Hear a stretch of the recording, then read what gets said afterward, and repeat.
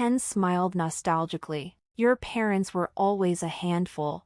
My mother-in-law nodded in agreement, her lips curling into a faint, self-satisfied smile. Now that they're gone, I can say it, growing up under such parents, it's no wonder you struggled with independence. She turned to me, her pointed gaze and condescending tone cutting deep. If I had raised you, Maya, you'd have turned out respectable, like Ken.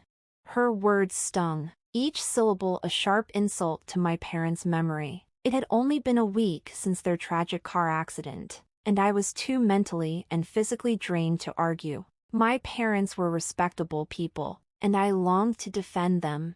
I wanted to snap back. If your mother had raised me, I'd probably have ended up with a personality as despicable as your son's. But the words wouldn't come. My body felt too heavy, my mind too exhausted. I sat there, silent and ashamed, unable to protect my parents' honor even as they were insulted. Just as despair began to take hold, Ella, my 16-year-old daughter, burst into the room. Her voice rang with anger and defiance. You have no right to act superior, she snapped, her sharp gaze locking onto my mother-in-law. I know the truth. Her words and the revelations that followed reignited something in me. From that moment on, Ella and I began to fight back together. I'm Maya, a 38-year-old homemaker. I married Ken 16 years ago after an unplanned pregnancy. My life since then has revolved around my daughter, Ella. I had to drop out of university due to health complications during pregnancy, a decision I sometimes regretted. But when I see Ella thriving, I know it was worth it. Ella is bright and talented. She earned a computer certification while in middle school, even getting featured in the local newspaper. While I'm not tech-savvy, I admire her dedication and hard work. She's cheerful, has many friends, and is the light of my life. Unfortunately, my relationship with Ken has been far less fulfilling. In the early days of our marriage, his words, "Your support is what keeps me going," captivated me. I dreamed of building a bright future together, but reality shattered those dreams. During my pregnancy, I suffered from severe morning sickness and debilitating back pain, leaving me bedridden for much of the time. Instead of support, Ken's words were harsh and unsympathetic. Aren't you even going to make dinner? Don't slack off on your housework, he scolded, showing no regard for my condition. When Ella was born, Ken didn't even show up at the hospital, citing work as an excuse. I didn't see him until the day we were discharged. That was when my affection for him began to wane. For Ella's sake, I stayed in the marriage, fearing I couldn't raise her alone or afford a private education. I endured Ken's increasing arrogance, even when he criticized my cooking or demanded I remake meals. No matter how much effort I put into being the perfect wife, Ken only grew colder. By our 10th anniversary, he didn't even call me by my name anymore. My mother-in-law was no better. She often visited when Ken wasn't around, unleashing a torrent of cruel remarks. Women with no education or career have no place by Ken's side. You're lucky he married you at all. She inspected every corner of the house, finding the smallest speck of dust to criticize. I tried to confront Ken once. Why did you change? You were so kind before we got married, I asked, my voice trembling under the weight of 10 years of frustration. His response was ice cold. I'm busy running my company, unlike you, who do nothing all day. I confided in my parents, finally breaking down under the strain. Their unwavering support was a relief I didn't know I needed. Divorce him, they urged. We'll help you start over. But when my parents confronted Ken, he cried, apologizing profusely, his tears convincing them to give him another chance. Back at home, though, his remorse evaporated. How dare you humiliate me like that? He raged, his anger burning away any hope I'd held onto. It's shameful to rely on your parents as an adult. If we divorce, our reputation in society will plummet. Can't you understand something so basic? His shouting filled the room, and Ella stood by, her face expressionless. My days were filled with anguish, with no sign of relief in sight.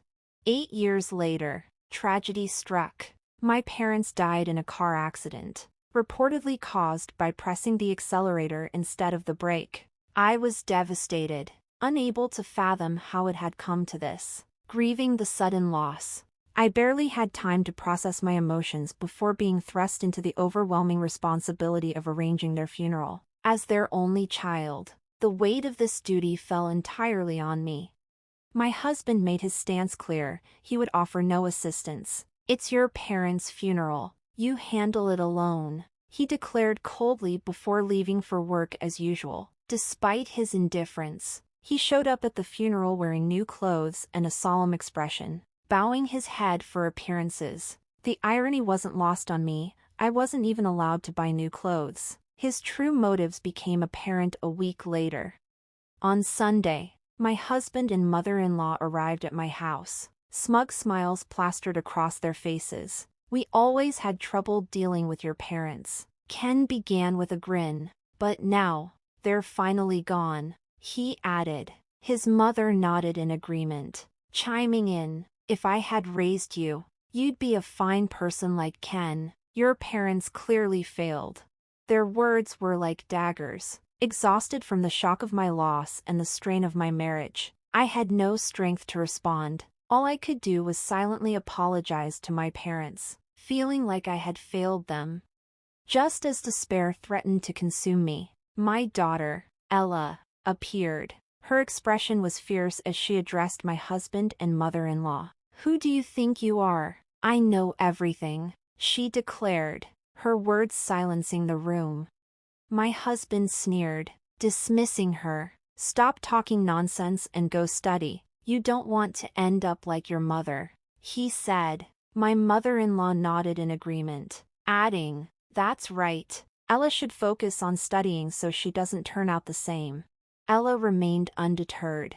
Her voice rang out with unwavering defiance. "You think I don't know? I saw you tampering with Grandpa's car." I gasped, stunned. Could it be true? Had they deliberately caused the accident? The idea was monstrous. My husband's face turned pale. "What nonsense are you spouting? Don't make baseless accusations," he yelled, his fear barely masked by his anger. My mother-in-law's mouth opened and closed soundlessly, unable to form a coherent response. Ella met their fear with cold resolve. "If it's nonsense, then explain this." She pulled out her phone and played a video. The footage showed my father's car in their garage, pristine and intact. Off camera, voices emerged. "Good thing we left the keys unlocked," said my husband.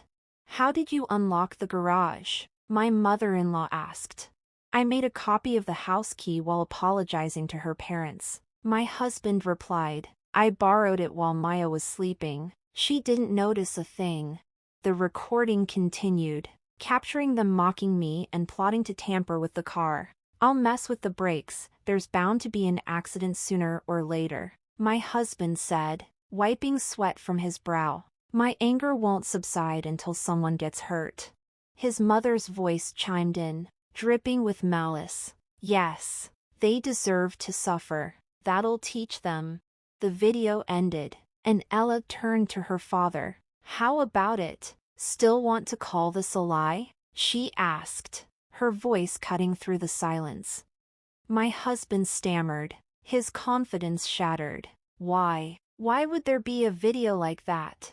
"I filmed it myself," Ella replied firmly. "What you did to Grandpa's car and the way you mocked Mom is unforgivable." Realizing the gravity of their actions, my husband lunged for Ella's phone. Instinctively, I stepped in and knocked him to the floor. Years of bottled anger surged within me. "You accuse me of violence? What do you call what you just tried to do?" Ella's calm voice broke through the chaos. "People like you deserve to be arrested. Your actions are disgraceful." Their faces turned ghostly pale at the mention of arrest. At last, I felt the years of manipulation and torment begin to crumble under the weight of truth. I couldn't believe it when my husband raised his hand to our daughter, perhaps startled by my unexpected retaliation. He stammered, struggling to justify his actions. "What you're doing is clearly voyeurism," I shouted, cutting through his attempts at control. "Ella," calm yet defiant, retorted. "I had Grandpa's permission. I was testing the new security camera system I built." He scoffed. "There's no way you could build a system like that."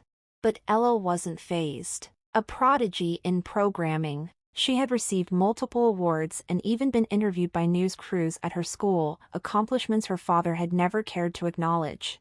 "You didn't even know about the awards, did you?" she said, her voice dripping with contempt. "You call me a failure, but I've done more at my age than you could imagine. Now, you'll face the consequences. You'll be a failure not just as a father but as a member of society too." Her words cut deep, and his pride visibly cracked. Before he could respond, his mother, who had been silently observing, finally spoke.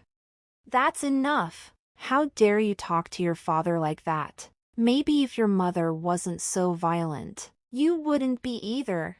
I was stunned. Had she forgotten that her son had just tried to assault our daughter?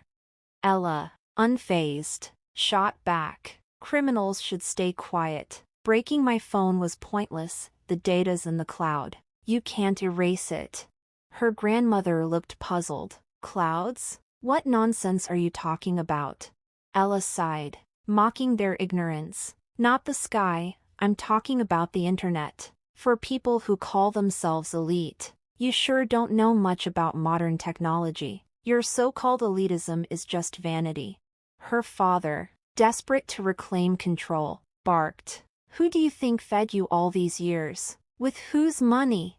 Ella remained composed. "It's not that Mom didn't work, she wasn't allowed to. You forced her into being a housewife to maintain your rich man image. But today, that ends." Her courage inspired me. For years, I had endured his control, believing it was for our daughter's sake. But now, I realized staying with him was harming her. "She's right," I said firmly. "This marriage is over. You've done nothing but strip away my independence and belittle my worth. It's time I take it back." "You think you can survive without me?" he sneered. "You've never worked a day in your life." I smiled. "Do you think you can survive without me? Who irons your suits, cleans your house, and cooks your meals? Without me, you're nothing." His voice faltered. "Of course, I can manage." "Your voice is shaky," I pressed. "Are you sure?" Ella added. "It doesn't matter anyway. There's a prison cell waiting for you. You won't need to worry about society's gaze anymore."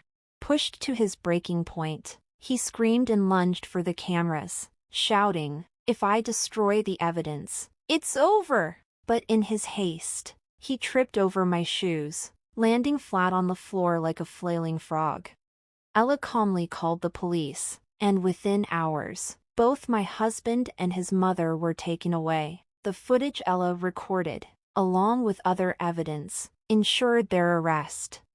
As the trial progressed, more truths came to light, including the shady dealings at my husband's company, which went bankrupt shortly after his arrest. Lawsuits from unpaid employees piled up, exposing his condescending and unhelpful leadership style. In the aftermath, Ella and I began rebuilding our lives. My parents had left behind an inheritance with a will that explicitly excluded my husband. It was as if they had foreseen this day and prepared to protect us. Using part of the inheritance, I enrolled in a vocational school to study welfare and gain qualifications for a stable career. Meanwhile, Ella pursued her passion for app development, dreaming of becoming a programmer.